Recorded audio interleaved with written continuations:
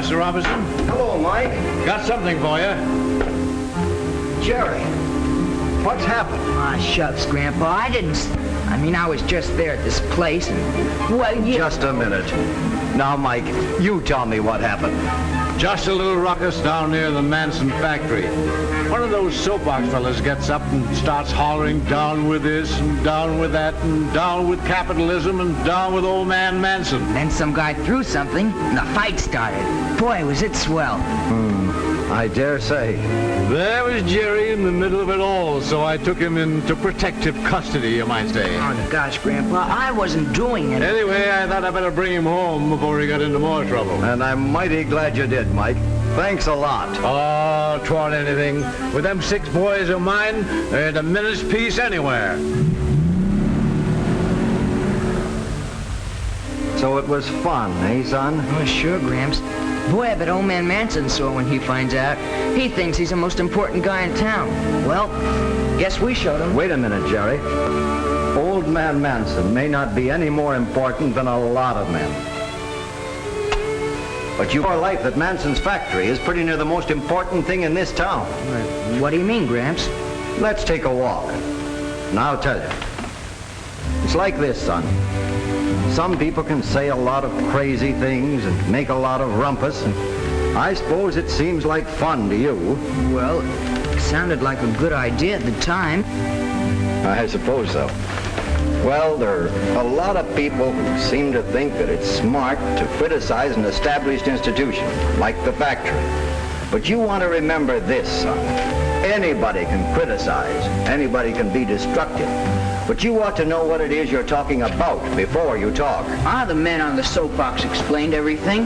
Now, he said... Yes, I know what he said. But you weren't there, Gramps. No, but I've been there before. I've heard these terror downers, and I know the one thing that man didn't tell you was the truth about the Manson factory. Well, what do you mean? Well, son, that factory isn't just a building of bricks and steel. It's more than that. Far more. It's your town. My town? Well, gee, how do you figure that? Want your paper, Mr. Robinson? Oh, thanks, Bobby. Let's sit down here. Now I'll tell you something about this town of ours, Jerry. It all began a long time ago, when I was young and the town was young. And there wasn't anything to it but one straggling street and a few struggling farms round about. Soil was all right, but there just wasn't anybody around to sell the crops to. But the town did have one thing. There was a man who had a dream. He had an idea, and his name was Manson. And he knew a man who had some money to invest. That was how it started. At first it was just a little factory. And then, son, things began to happen in this town. I was there, and I know. I turned the first lathe in that factory. And as the factory grew, new folks moved to town and brought their wives and families. The town began to grow. Homes and gardens began to spring up all around. Mr. Smith enlarged the old general store, and a couple of new stores were opened. I know, son. I was part of it all. I was part of that factory, and it was the factory payroll that brought all those people and all that business to our town. As a matter of fact, you were part of it all too, but you didn't know it at the time. Me? I didn't work at the factory. The very night you came into this world, you became a part of it. The hospital where you were born was here because the factory was here. You see, son, the factory brought people here, and the people needed doctors and lawyers and dentists who were paid out of the money put into circulation by the factory payroll. And as the factory prospered, the whole town grew and prospered. Wages went higher, and hours of work grew less, which meant that we had more leisure time to enjoy the comforts that we were now able to buy. By this time, the success of practically every family in the town depended directly or indirectly on the success of the Manson plant. Now, wait a second, Gramps. You don't mean everybody in town, do you? I certainly do. See this newspaper, son? Mm-hmm. You wouldn't think the Manson plant had much to do with a newspaper, would you now? No, I can't see that it does. Well, let's look at it this way. Yeah. See this advertisement? Well, Levitt's advertises to sell goods. And it sells its goods to the people in our town who have money. And the money, where does the money come from? The good big part of it starts out in the Manson payroll and finds its way through the grocer, the butcher, the filling station, and all the rest, finds its way to Levitt's store. Levitt's advertises to attract those dollars. And their advertising is what pays the expenses of this newspaper. And they're the dollars that pay the reporters and the printers and all the other guys that work on the paper. That's it, son. And that's only one example. Why, you can trace most everything you see in this town right straight back to the Manson plant.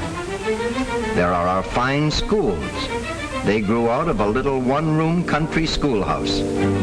Look at our police department, the best in the state. And the fire department, too. You can't remember the old volunteer bucket brigade, but I was a member of it. It was all we had to depend on. Of course, a lot of folks think that all these things just happened by themselves, or that the town was responsible. And of course it was, in one way. But the factory paid most of the taxes that made them possible. Yeah, I can see all that, Gramps. I can see what the Manson plant means to us in our town. But now you take those farmers you were talking about. What good's Manson's factory to them? That's a fair question. And the answer is that it isn't only in the town where you'll find improvements that can be traced to the factory. Those few poor farms that we started out with in the township have grown into scores of modern farms that are needed to feed this community now. And don't forget, the factory is calling more and more upon the farms for raw materials as industry finds new uses for the farmers' products. And all this came about because of that man named Manson and his dream long years ago. Well, son, a lot of folks think it would be fun to destroy all that the factory stands for. But you see, that factory made your town, and when you're working against that factory, you're working against your own best interests. Gee, Gramps, I never thought of it that way before. Why, when you try to tear down industry, you're working against the very scheme of things that built 1,000 or 10,000 towns like ours and made this country what it is. You mean even places that don't have factories? I certainly do. Whether a town has grown up around one factory like ours, or whether it hasn't any factories or 50 factories, the principle is the same, Jerry. The well-being of all our people depends on some productive enterprise somewhere. Everybody's welfare can be traced back to manufacturing and industry. Storekeepers, clerks, bank presidents, lawyers, stenographers, housewives, mechanics, teachers, schoolboys. In the last analysis, their livelihood depends on the steady circulation of industrial payroll dollars. And that's why I say to you, Jerry, look around you. The story of your town is the story of America. And America, well, America is progress with liberty and democracy and peace. These are the blessings of peace and industry that belong to all of us and to our children and our children's children. And we should guard them and thank God for them, for America, every day we live.